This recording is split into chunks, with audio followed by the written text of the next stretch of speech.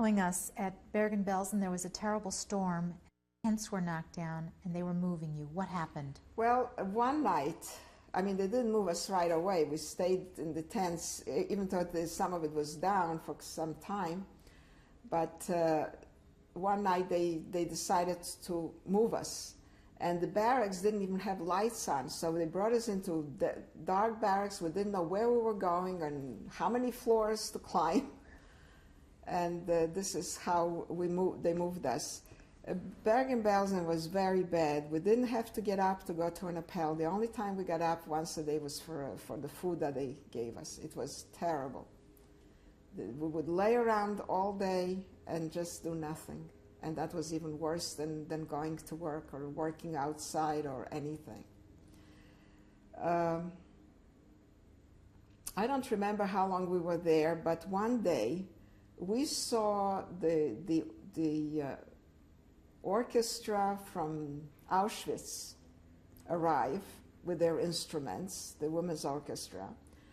And we understood that the commandant from Birkenau, Kramer, and the SS woman, they came there too. Well, as soon as we heard that, we thought that, well, the next chance we have to leave, we will leave, because we figured that they will impose all the regulations of Auschwitz, so it wouldn't be worth our while staying there. They used to have people that would come and take out people for work. And we never wanted to volunteer because we didn't know where we would be going. But at this point, when the man came and he would look us over, we decided to go.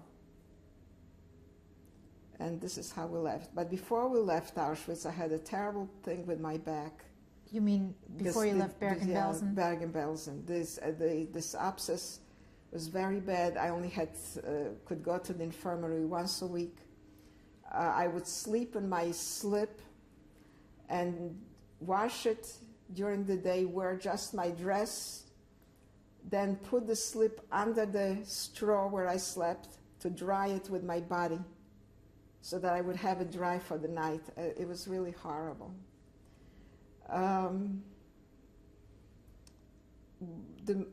When we decided to leave, they came, they took out 500 women, and they put us on a train and sent us to Aschersleben to an airplane factory. It was Junkers airplane factory. We worked there at different sections of the planes. Our quarters were right across from the factory.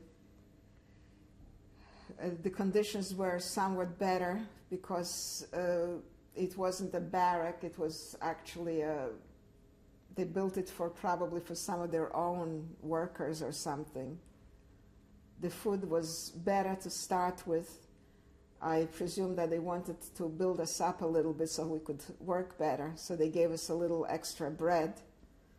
But as time went on, the rations got smaller and smaller. We knew the war was coming to an end. The SS women that were in charge of us started being a little bit nicer towards us. In what way? Well, they wouldn't hit us as much, they wouldn't scream as much, they wouldn't,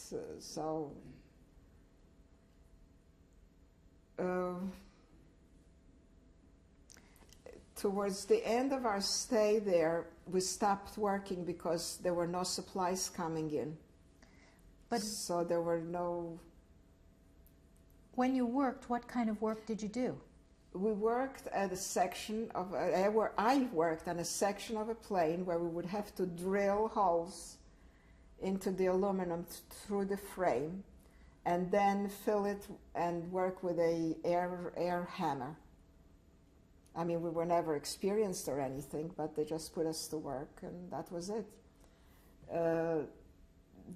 We were assigned two girls to this section, and there was a French prisoner of war who was actually taught us how to do it, and he was sort of supervising us.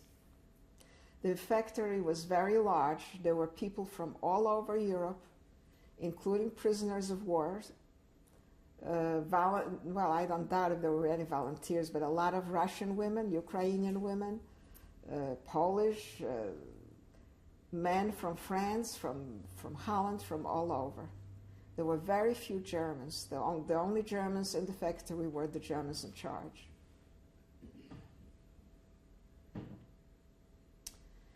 After about 4 months, on April, I believe it was April 12th, well, actually a week or so before, they decided to take away our civilian clothing, and they issued camp stripes.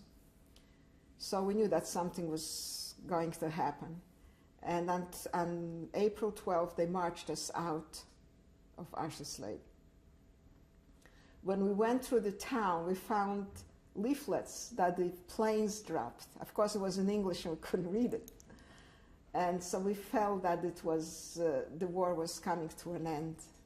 And the Frenchman that worked with us apparently had access to a radio, whatever, and every day he would come and show us where the fronts are, because we didn't have a common language between us, but he would show us that this is the Ruskies here and the American is here. So we knew that the war was coming to an end, but we didn't know what would happen to us. They marched us out. We marched for about a week. Some women couldn't walk anymore. They just sat down on the road. And we don't know, most of them they did not shoot. But there were men, prisoners like us, not Jews, Gentile prisoners, that worked in a different part of because there were different buildings, in a different building, and whenever one of them would fall, they would shoot him. So they shot the men, but the women, us, they left. Even though we were Jews, we could never understand their philosophy. After a week, I think we got to Freiburg. They put us on a train again, and while we were marching, we slept mostly in farms and barn houses, in barns. Once I walked out, and it was after curfew, and I didn't know that I wasn't allowed out anymore, and the assessment hit me on the face, and my nose was bleeding, and I couldn't stop the bleeding for a long time. My face was black and blue for days. What about food while you were marching? They had some supplies that a wagon or something that came with us, which wasn't much, believe me. We used to eat grass along the road. After we got on the train, at that point, it was really the end of our patience, the end of our nerves. I mean, we were just finished. I don't know how long we traveled. And we came to Theresienstadt. The camp was, we didn't even see any of the camp, because the first building inside the gate, they told us to go up to the attic, and that's where we would be staying. So that's where we stayed, up in an attic. How many were there of you? The group that started out from Bergen-Belsen was 500 women. And 2 weeks later, the war ended on May 8th, and the Russians came. The 2 weeks you were in Theresienstadt, what did you do there? Did nothing. We laid on the attic. We were tired, we were depressed. It was just like the end, just that we couldn't go on anymore. What did you think? Well, I don't know. I really don't. I mean, I personally, it was my 3rd birthday. May 1st was my birthday. This was the 3rd birthday I celebrated in a concentration camp. It was my 18th birthday in Theresienstadt. And I felt that it was enough, that I just didn't want to go on anymore. So whatever happened, I mean, we were just resigned. Whatever happened at this point happened. But up until that point, what do you think it was that kept you going? What kept us going?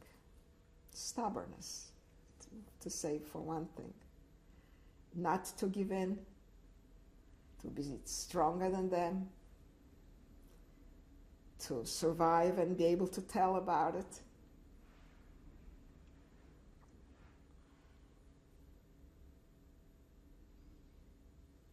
No, we really, at times, I think that we had no control over our lives, that there was as if there was a higher power that led us.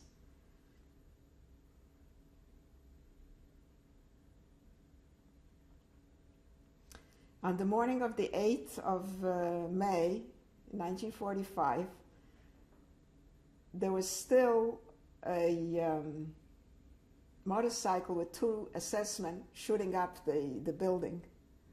And they shot right through the roof where we were staying. Lucky no one was hurt.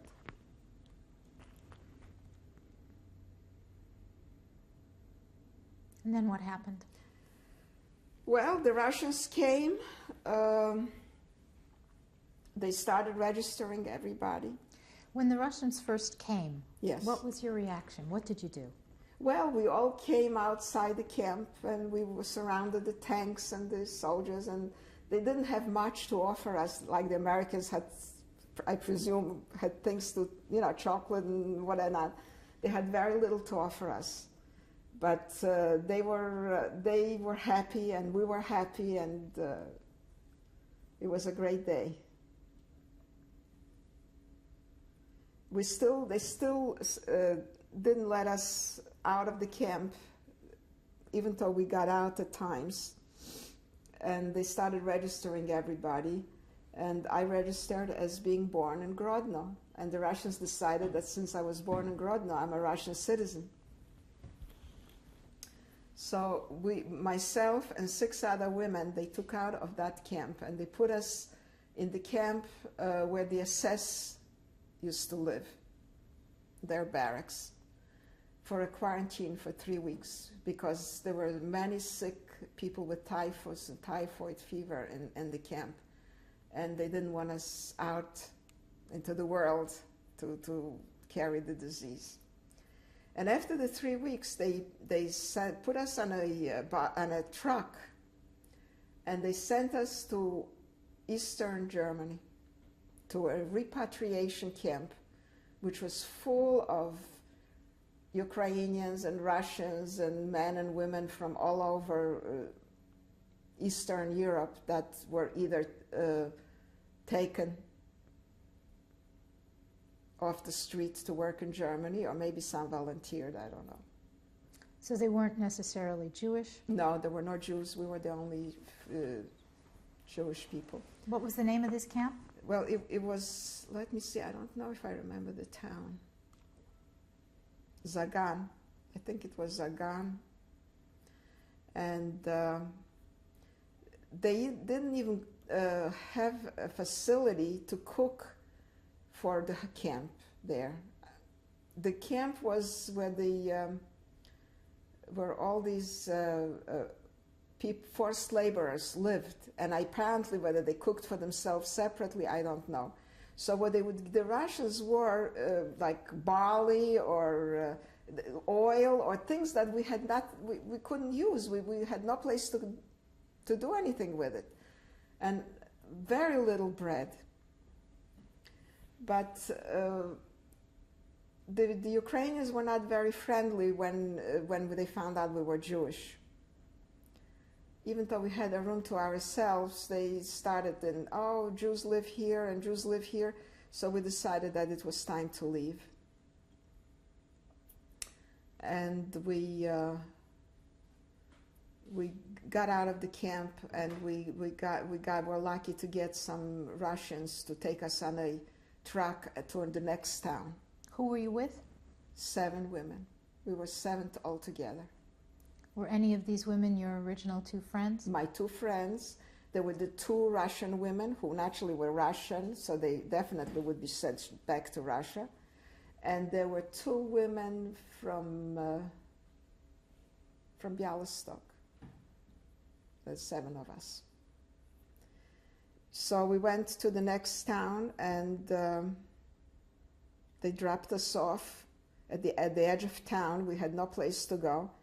And a Russian, I think he was a lieutenant or whatever he was, lived in that building. And he started talking to us, and he found out we were Jewish. He says, well, I'm Jewish too. Come, you'll stay in my room. He had a tiny room. We all slept on the floor. And he brought us food, and he really helped us. Then we got somebody else to take us even further, because there were no trains. There was no way to get back anywhere. At that point, I wasn't sure whether my father was alive or not. So I was still hoped. So that's why we thought we would go back to Poland. So we went, we traveled like that for 6 weeks to 2 months. We were on the road till we got to Poland. The first city we came to was Częstochowa. And from there, we went to Łódź. And from Łódź, we went to Białystok because I still wanted to go to Grodno. But when we got to Białystok, the Jewish people we met there said, you're crazy, what are you going for? If you go in, you're not going to be able to get out. If anyone is alive, you'll find them here. Don't go. So we didn't go, we went back to Łódź. Łódź was untouched by the war. And there were a lot of Jewish people congregating from the camps there. And that's where I found out that my father was shot in Białystok. I met somebody that was in Białystok at the time working in the jail. What about your mother and brother? Did you find out? They remained in Tremblinki. So did the rest of the family. So after you found out that you had practically no one left, what did you do then? Well, before we left home, my mother's siblings lived in Argentina. They emigrated in Argentina in the 1920s. And my mother made me memorize their address, one address. So when we traveled from Łódź to Białystok, we went through Warsaw. And I found a telegraph office in Warsaw. And I sent a telegram to them that I was alive. Now, the telegraph office would not accept any message in German, only English or French, and I didn't know English or French. So we went to the Jewish community office, and I found a woman who knew English, and she wrote out the telegram for me. She only made one mistake. She put in nephew instead of niece. Well, I didn't know. I sent a telegram, and I gave one of my friends' address who settled in Łódź, and she found an uncle there, and he had an apartment, so I gave her his address, so if anything came, because we were traveling, so she would receive it for me. And 6 weeks went by and nothing happened. Then things weren't very pleasant in Poland, and we decided that there is nothing for us to do there, so we would start going west towards get out of the Russian occupied areas. And through the Brycha, we made arrangements and through people, and they arranged for us to be able to leave Poland. When I was sitting on the truck and the truck started moving already, my friend came running with a telegram, with an answer from my relatives. So this is how I got contact with my relatives in Argentina. And what relatives were these again? These were my aunts, my mother's 2 sisters, and there was a brother, and their families.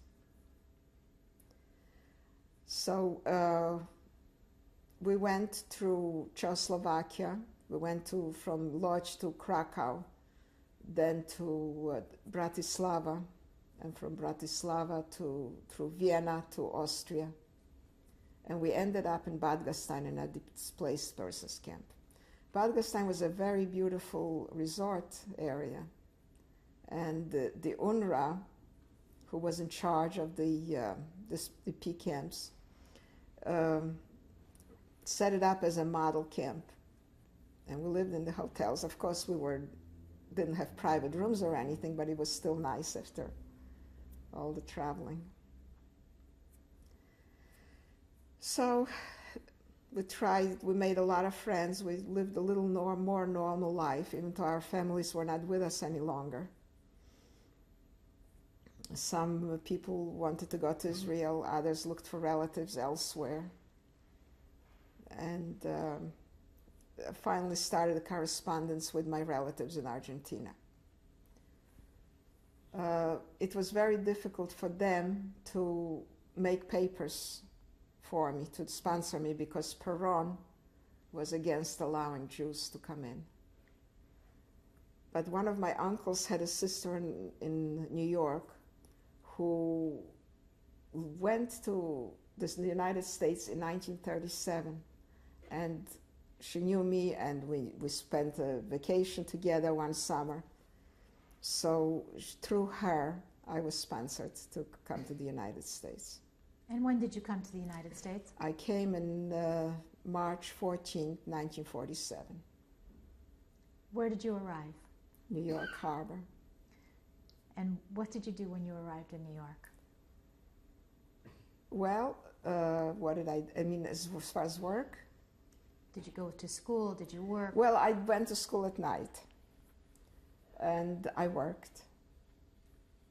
I started out working in a garment factory, and then I worked in a department store, then I worked in an office. Where did you live? I lived in Brooklyn. With your family? With my family. And then after a while I moved out and lived with a girlfriend for just a few months before I got married.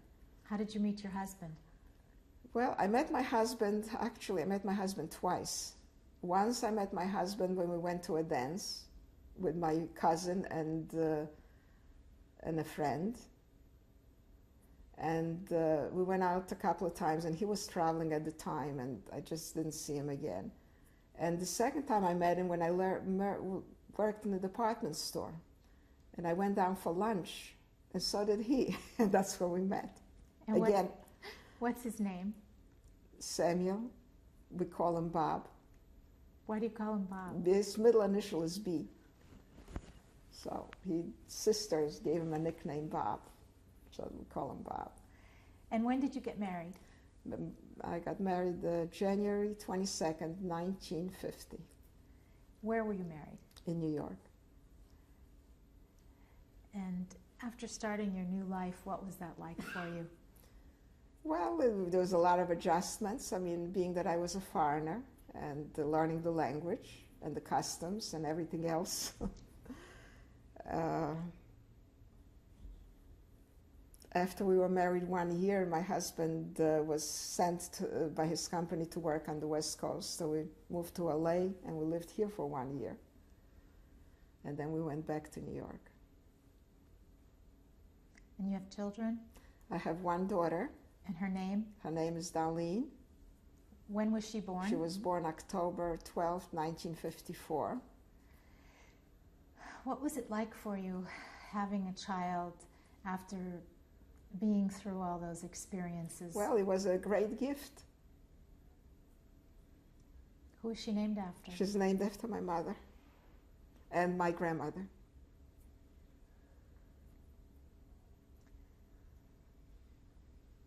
Do you feel that your experience influenced you in the way you raised her? Well, it probably did, but I tried very hard not to impose my feelings or my experience when she was very young. I tried very hard not to tell her horrible stories, and gave her a lot of freedom to grow up and be independent. That's why she moved to California.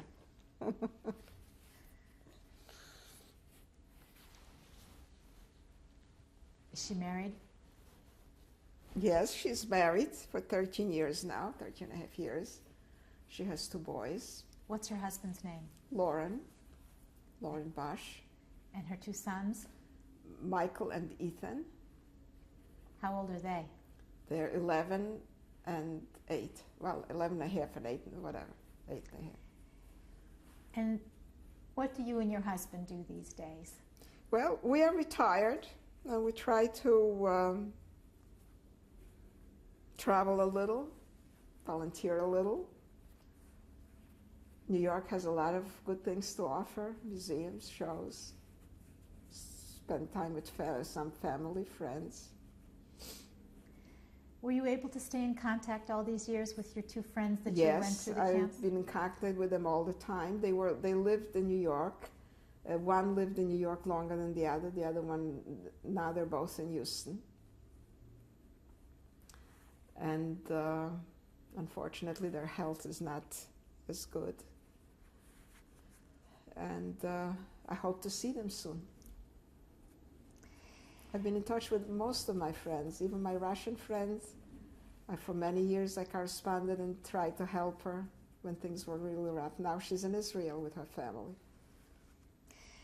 After the war, did you have any other incidences that you'd like to share with us that were noteworthy?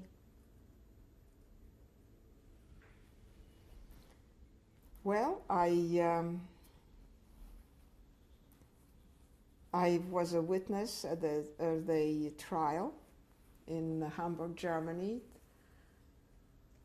First, I was interviewed in the German consulate in New York 4 times when they were looking for witnesses, especially for Travniki and Majdanek. Once I went to Germany to testify. They had 7 guards on trial from Travniki. And the second time I testified here in the United States in Pennsylvania 3 years ago. Also a guard from Travniki. What was that like for you to see these people again after so many years? Well, I didn't know them. Those that I saw in 1974 in Hamburg, of course they were younger than the men that I saw 3 years ago, but they were guards and we had nothing to do with them.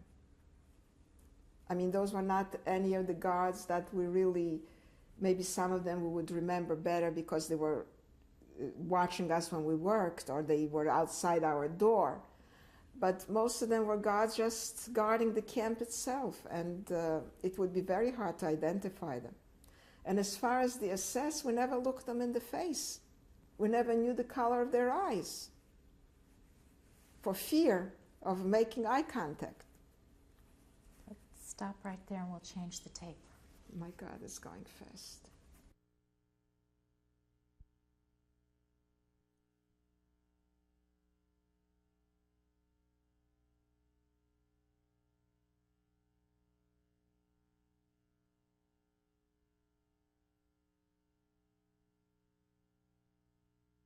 Your story for us, and I was wondering if there was anything to say. Well, what can I say? It is hard many times to even believe that I went through all this, that it really happened, that it was I who was there, not another person, or sometimes I feel it was like a certain part of me that was there, not I myself. And I just hope that something like that does never happen again.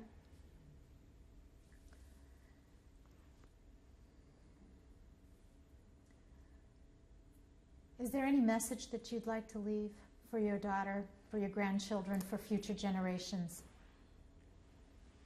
Well, I just hope that the world is a better place, that no one should have to go through what we went through.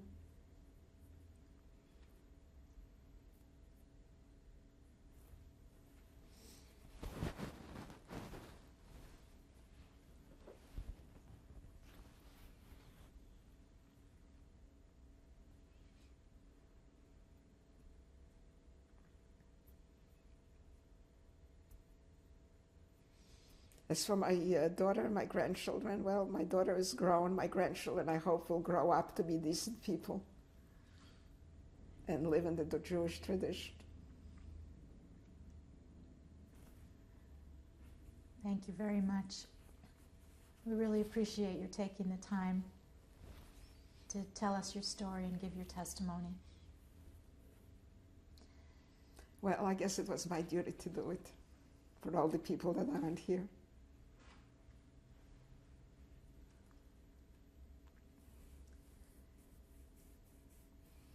Now we're going to meet your family.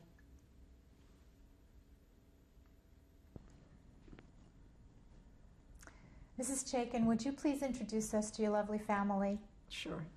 This is my husband, Bob Chakin, my grandson, Ethan Bosch, my daughter, Darlene, and my other grandson, Michael Bosch. Mr. Chakin, why don't we start with you? Is there anything that you'd like to tell us about your wife? Anything special you'd like to say? Well, there's one thing my wife forgot to say is that the second time we met by accident, I worked in that store only for 1 week. So it was fate that brought us together. And we're married a very long time. We love each other. That's about it. How many My years? parents, incidentally, are from Europe. I was born in Philadelphia. My mother was born in Romania, my father in Russia. But they came to the United States before the war then. Oh, yeah, Oh, yeah. so long before the war. How many years have you been married? Let's see, 1950. 45? It'll be 46 years in January. Darlene, let's go over to you right now. Tell us anything special about your mom, especially growing up with a mother who was a survivor that had been through as much as she had. What was that like? I've actually thought about this all day, what to say. And I guess I have a few things to say. The first thing is that I always was showered with lots of love and felt like I was a very special kid, and I still feel really special. And I think my mom taught me really well a lot of survival skills in the world, and then I've gotten a lot. I've learned a lot. I learned a lot as a kid. And she was really great about teaching me things and letting me go out in the world and be independent. And, you know, I used to go out with my friends a lot and was really, I would say that I was very lucky. My mom was not particularly overprotective. She was more like, you know how to do it, go out there and do it. And I think that I'm really glad that you did this tape. So am I. How about the two handsome grandsons? Michael, why don't we start with you? Anything you'd like to tell your grandma? That wasn't mentioned. Whatever you'd like to say. Well, she is a really good cook and she knows how to sew very well. What does she cook that's good that you like? Lots of different kind of meats. What are they called? Well, I make terrific cookies, right? Yeah, cookies. Yeah, cookies. Is that all you can say about me? You're great selling. You're very. Yeah, who's your clothier? Who buys all the things for you? That's about it. Well, it's just one thing that we live too far away since we live in New York and they live in Los Angeles. Would you like to say something? Yeah. She's really loving and I really like her because she cooks pancakes. And she's really nice and I really like her house in New York. Do you get to go visit her house in New York often? Maybe once or twice a year. He wishes. Mrs. Chakin, is there anything else that you'd like to say before we end? For me, well, this is my family. I'm really proud of all of them. And I just hope that their lives are better than mine was. and the future generations that they hopefully will bring into this world will not have to suffer the way I did. And I hope that they grow up to be decent, honest people in the Jewish tradition. I'm just going to end on one little note. Darlene, would you just like to tell us where Lauren is today? Because your husband Lauren isn't with us. Right, and actually I'd like to say something else about that. Lauren, my husband, is in San Francisco. Unfortunately, he had a job interview and had to go. But he, I guess there's one more thing I forgot to say that's important. Lauren and I both share a very common commitment to making sure that the Holocaust isn't forgotten. And he's been extremely supportive of this whole process of my being involved. I'm very involved with the Survivors of the Shoah Foundation, traveling around and teaching interviewers how to interview survivors. And I've been involved with Holocaust issues for many, many years, almost 20 years, and met my husband through that as well, since his father was from Germany. And so together we did many activities related to Holocaust remembrance and community action. And so I'm determined, and I guess you're my inspiration, Mom, for getting involved in this work, and really a lot of my Jewishness and all of my whatever about me that's really as Jewish as I am really comes from how I was raised, and I feel really lucky for having that. So, and I know Lauren really is sorry that he couldn't be here, but we all look forward to watching this tape together. Thank you all very much for being with us today. We really appreciate your taking the time. Thank you. Thank you. Thank you. Okay, go ahead. Those are my parents, my mother, Doba Bender, and my father, Mata Sidransky. Where was this picture The taken? picture was taken in Grodno in 1926. How did you get this picture? This picture was in Argentina with my relatives, and they sent it to me. This is my grandmother, Leah Sidransky, and my father's sister, my aunt, Rachel Sidransky. Which one is your grandmother? My grandmother is the one on the left. Where was this picture This taken? was taken in Grodno. The year, I don't know. Top row, my father, Mata Sidransky, my mother, Doba Sidransky, my mother's brother, Israel Bender, his wife, Leah, my grandfather, Leba Bender, my cousin, Samuel Bender, my other cousin, Marsha Bender, my grandmother, Haya Bender, and that's myself In your grandmother's arms? in my grandmother's arms. About how old were you in this picture? I don't know, under a year, probably under a year. So when was this picture Must taken? have been 1928 sometimes. And where was this picture Was taken? taken in Grodno.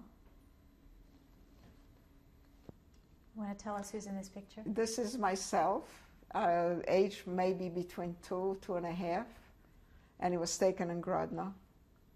And what year was this? 29, 30. And your My- name at my this name- period? At that period was Vichna Sidrańska.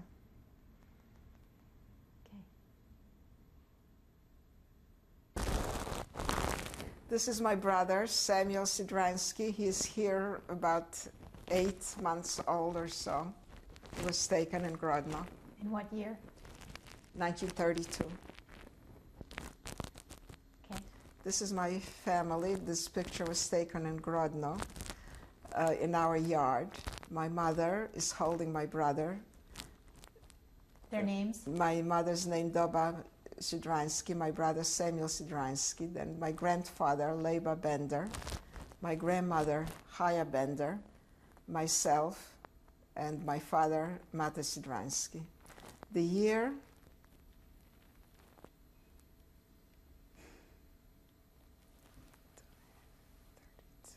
around 32, 34, 35. And tell us your name again. My name was then Vichna Sidrański. Okay.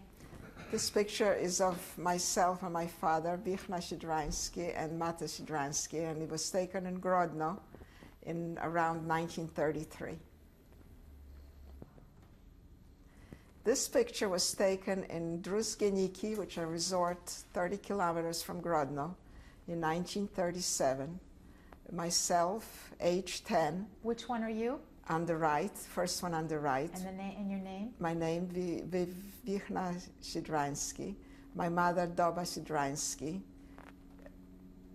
Esther Zakroyski, Goldie Zakroyski, Shirley Zakroyski, Elsie Zakroyski, and my brother Samuel Sidransky. This picture was also taken in Druzgeniki in 1937. And the first lady on the right is Golda Zakroyski, my mother's cousin Mary Dreispiel, my father Mata Sidransky, my mother Doba Sidransky, myself Vichna Sidransky, my brother Samuel Sidransky, and Elsie Zakroyski.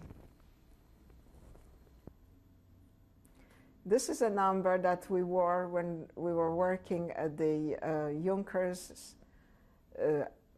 airplane factory in Arschesleben, Germany in 1945. Just read the number for us. The number is 31398. And do you know what those initials stand for? Well, J is for Junkers, and it's F, Fabriken, and the A is aviation. I don't know, aviation or something. I'm not sure. Do you happen to know what the little triangle stands for? No. Or the no. Or the other symbol, which looks like a Roman numeral 2? No.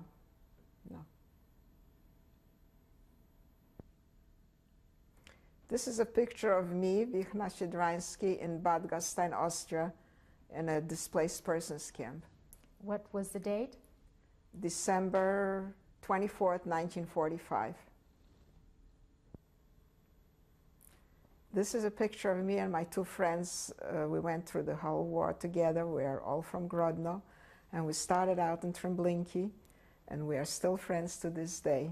Myself, then Vichna Sidransky, Riva, and Luba. Which one are you? The one on the right. And which one is Riva? Riva is in the middle, and Luba is on the left. Where was this picture taken? The picture was taken in Bad Gastein, probably 1946. This is a wedding picture of me and my husband, Vivian and Bob Chakin, taken January 22nd, 1950, in New York.